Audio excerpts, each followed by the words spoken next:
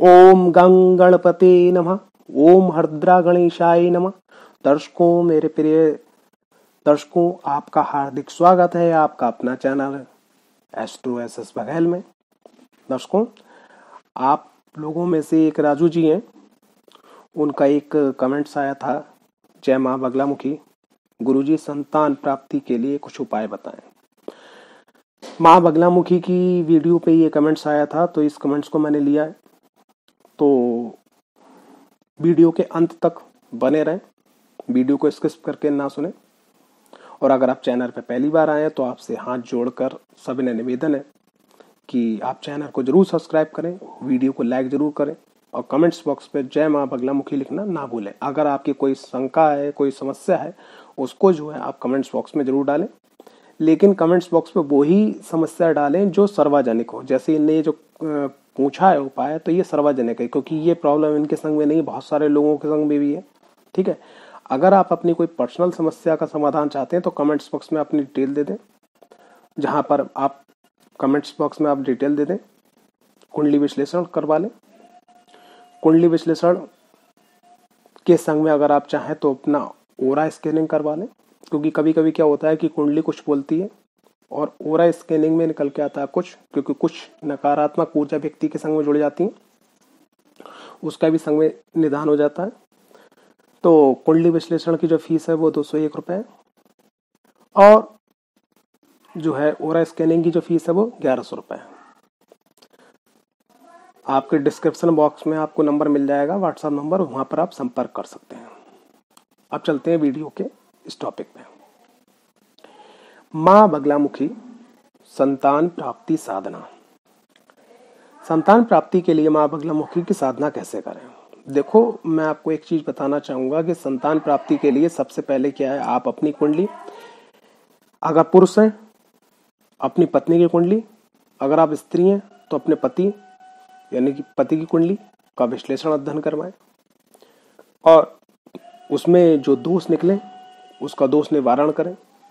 ये एक बिल्कुल सही तरीका है, और जो मैं आपको बताने जा रहा हूँ ये एक सार्वजनिक तरीका, जर्नल तरीका है मां बगलामुखी की साधना करने के बाद में। क्योंकि आपने बहुत सारे ऐसे लोग देखे होंगे अपने जीवन के अंदर कि जो देवी देवताओं का बहुत साधना कर रहे हैं, लेकिन उनकी जो है संतान प्राप्त उनको नहीं हो पाती है।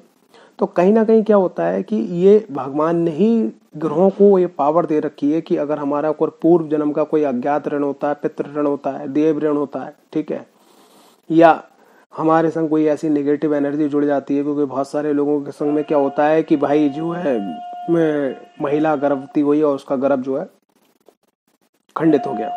तो ये सब चीजें जो होती हैं, जब हम अपनी कुंडली विश्लेषण करवाते हैं, कुंडली अध्ययन करवाते हैं, उसके संग में ओरा स्कैनिंग करवाते हैं, तो ये सब चीजें क्लियर हो जाती हैं।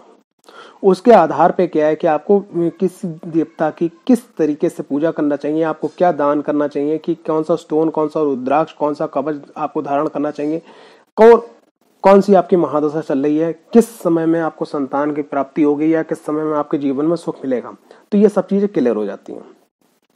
अब ज्यादा समय न लेते हुए मां बगलामुखी का एक मैं आपको ऐसा जबरदस्त साधना प्रयोग बताने जा रहा हूं, जिससे आपको संतान प्राप्ति होने में बहुत सहयोग मिलेगा। और अगर आपकी कुंडली बिल्कुल ही सही है और कोई दोष नहीं है, दोष रहित कुंडली है, कोई ऋण नहीं है, तो यकीन मानिएगा आपको संतान प्राप्ति 1000% होगी होगी।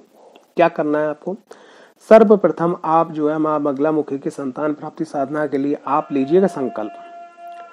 संकल्प लेने के बाद में पति और पत्नी दोनों लोग संकल्प लें, और संकल्प लेने के बाद में आप मां भगवती का जो है बृहस्पतिवार का व्रत रखना स्टार्ट करें। आने वाली वीडियो में आपको जानकारी मिल जाएगी कि बृहस्पतिवार का व्रत जो है कैसे आपको रखना है। बहुत सरल विधि होगी, बृहस्पतिवार का आप व्रत रख सकते हैं मां बगलामुखी का। पहला काम तो आपको ये करना है। अब आपको साधना कैसे करना है? साधना करने के लिए आप जो है, जैसे आपने क्या करा, आपने महीने की शुक्ल पक्ष की अष्टमी को आपने संकल्प लिया कि मां भगवती आपके इस बीजाक्षर का, या जो मां का ब्रह्मास्त्र मंत्र है उसका आपने संकल्प लिया। बीज अक्षर है हलरीम, और मां का जो ब्रह्मास्त्र मंत्र है वो है ओम हलरीम बगलामुखी सर्वदुष्टानां वाचम मुखम पदम स्तंभे जीवाम किले बुद्धिविना से हलरीम ओम स्वाहा। इस मंत्र का आपको जाप करना है। डेली आप 3 माला का संकल्प ले लीजिएगा अष्टमी से अष्टमी तक, और अगली अष्टमी शुक्ल पक्ष पे आप जो है जाप करने के बाद में आप जो है कन्या पूजन और हवन करिएगा। ये प्रयोग लगातार 9 महीने तक आप करते रहिएगा। यकीन मानिएगा कि अगर आपके संतान प्राप्ति में कोई बाधा आ रही है तो आपको संतान जरूर प्राप्त होगी। साथ ही साथ आपको एक प्रयोग और करना है कि माँ बगलामुखी का जिस दिन ये आप संकल्प लें, उस संकल्प के अंदर आप जो है त्रिभुज आकार का जो सनातनी झंडा होता है वो माँ को अपने घर के पूजा स्थान में, जो अपना घर है उसमें चढ़ाएं। 2 झंडे ले लीजिएगा, 2 झंडे चढ़ाएं आप, और एक झंडे पे आप जो है नारियल, पान, सुपारी रख दीजिएगा। एक प्लेट में जैसे झंडा रखा, नारियल, पान, सुपारी रख दी, और एक में सिर्फ झंडा रख दिया।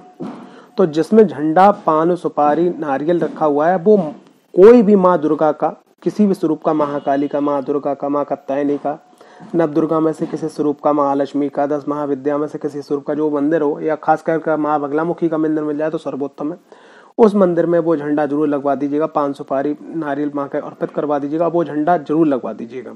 और जो दूसरा झंडा है तो आप अपने घर का जो पश्चिम और दक्षिण का जो कोना होता है, जिसको नेतृत्व कोण बोलते हैं, वहां पर वो झंडा हुआ थोड़ा सा ऊंचा करके लगाइएगा। ठीक है, ये झंडा उसी दिन आपको लगा देना है। ठीक है, जिस दिन आप पूजन करें, लेकिन रात्रि में झंडा नहीं लगेगा, सूर्य की रोशनी तक लगेगा, यानी शाम के 4-5 बजे तक लगा दीजिएगा। अगर आप पूजन सुबह उठ के जल्दी कर लेते हैं और 8:15 तक झंडा लगा देते हैं तो और सर्वोत्तम हो जाएगा। तो ये आपको लगातार मंत्र का जाप करना है। ठीक है, और बृहस्पतिवार का आपको माँ बगलामुखी का व्रत करना है। तो फिर से मैं एक बार रिपीट करना चाहूंगा। सबसे पहले आपको संकल्प लेना है अष्टमी से अष्टमी तक का 3 माला डेली मंत्र जाप का। चाहे आप बीज मंत्र ले सकते हैं, चाहे आप ब्रह्मास्त्र मंत्र ले सकते हैं। 3 माला पत्नी करेगी, 3 माला पति करेगा। ठीक है, और अगर पति नहीं कर पाता है तो पति और पत्नी का दोनों का एक जना जाप कर सकता है। ठीक है, लेकिन माला अलग होंगी, क्योंकि 3 माला आपने ये कर ली और दूसरी माला उठाएगी माँ, जैसे पत्नी कर रही है कि मैं अपनी पति की तरफ से आपको कर रही हूँ। ठीक, पहला काम। दूसरा काम क्या है कि आपको झंडे एक मंदिर में पहुंचाना है, एक घर पे लगाना है। जो मंदिर में पहुंचेगा उसके संग नारियल, पान, सुपारी होगी। तीसरा काम क्या आपको करना है, जब अष्टमी से अष्टमी आ जाए तो अष्टमी वाले दिन आप अपना पूजन वूजन करने के बाद में आप जो कन्या पूजन और हवन करेंगे। हवन आप किसी ब्राह्मण को बुला के करवा सकती हैं, किसी वेद पाठी पंडित को बुला के आप करवा सकती हैं। अगर नहीं कर सकती तो आने वाले समय में आपको कुछ दिनों में आपको हवन कैसे करा जाए, गृहस्थ आश्रम वाले लोग माँ बगलामुखी का हवन किस प्रकार करें, आपको वीडियो में मिल जाएगा। ठीक है ना। इसके संग संग एक बात आपको और विशेष ध्यान रखना है कि व्रत कैसे करा जाएगा, व्रत की विधि भी आपको मिल जाएगी। आपको व्रत भी करना है।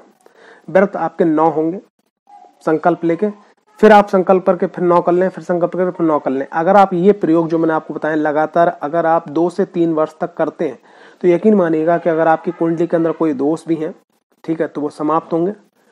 पहले दोष समाप्त होंगे और दोष समाप्त होने के बाद में माँ भगवती की कृपा से, आशीर्वाद से आपको संतान की, एक अच्छे संतान की प्राप्ति होगी। साथ ही साथ अगर आप चाहते हैं कि माँ भगवती की कृपा जल्दी हो, ठीक है ना, तो यहाँ पे मैं आपको एक प्रैक्टिकल बता रहा हूँ कि जैसे मान लिया आप पे 10,000 रुपए का कर्जा है और आपकी 10,000 ही सैलरी है और आपके महीने का खर्चा भी 9, 9.5, 10,000 है, तो आप क्या करोगे, 1,500 रुपए आप जमा करोगे ना, तो उसको समय लगेगा।